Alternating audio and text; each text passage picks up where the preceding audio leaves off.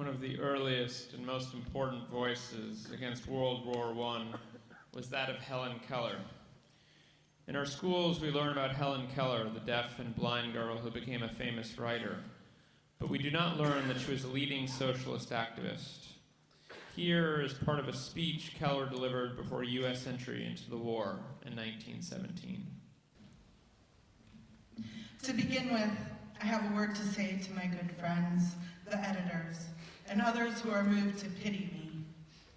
Some people are grieved because they imagine I am in the hands of unscrupulous persons who lead me astray and persuade me to espouse unpopular causes and make me the mouthpiece of their propaganda.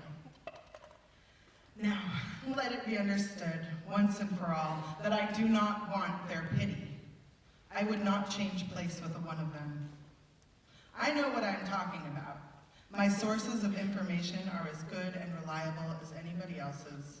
I have papers and magazines from England, France, Germany, and Austria that I can read myself.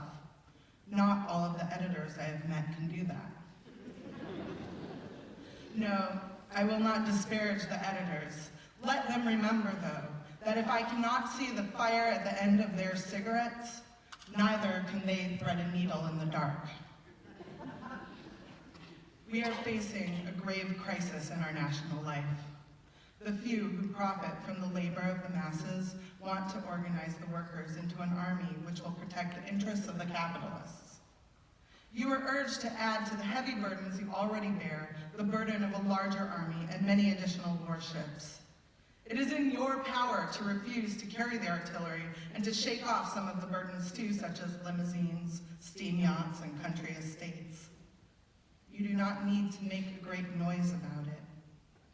With the silence and dignity of creators, you can end wars and the system of selfishness and exploitation that causes wars.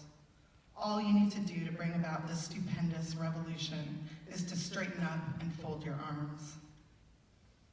Congress is not preparing to defend the people of the United States. It is planning to protect the capital of American speculators and investors in Mexico, South America, China, and the Philippine Islands. Incidentally, this preparation will benefit the manufacturers of munitions and war machines.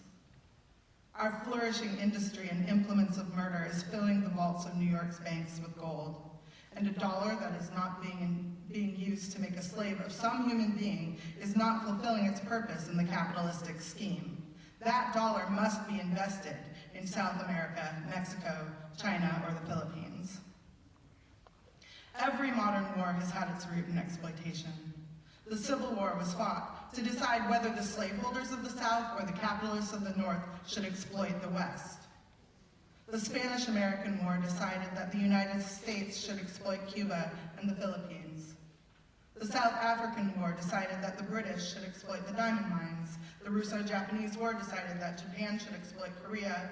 The present war is to decide who shall exploit the Balkans, Turkey, Persia, Egypt, India, China, and Africa. And we are whetting our sword to scare the victors into sharing the spoils with us. Now, the workers are not interested in the spoils. They will not get any of them anyway. I think the workers are the most unselfish of the children of men. They toil and live and die for other people's country, other people's sentiments, other people's liberties, and other people's happiness. The workers have no liberties of their own. They are not free when they are compelled to work 12 or 10 or 8 hours a day. They are not free when they are ill paid for their exhausting toil. They are not free when their children must labor in mines, mills, and factories, or starve, and when women may be driven by poverty to lives of shame. They are not free when they are clubbed and imprisoned because they go on strike for a raise of wages and for the elemental justice that is their right as human beings. We are not free unless the men who frame and execute the laws represent the interests of the lives of the people and no other interest. The ballot does not make a free man out of a wage slave. It is your duty to insist upon radical measures. It is your business to see that no child is employed in an industrial establishment or a mine or a store, and that no worker is needlessly exposed to accident or disease. It is your business to make them give you clean cities, free from smoke, dirt, and congestion. It is your business to make them pay you a living wage, and it is your business to see that this kind of preparedness is carried into every department in the nation until everyone has a chance to be well-born, well-nourished, rightly educated, intelligent, and serviceable to the country at all times. Strike against all ordinances and laws and institutions that continue the slaughter of peace and the butcheries of war. Strike against war, for without you, no battles can be fought.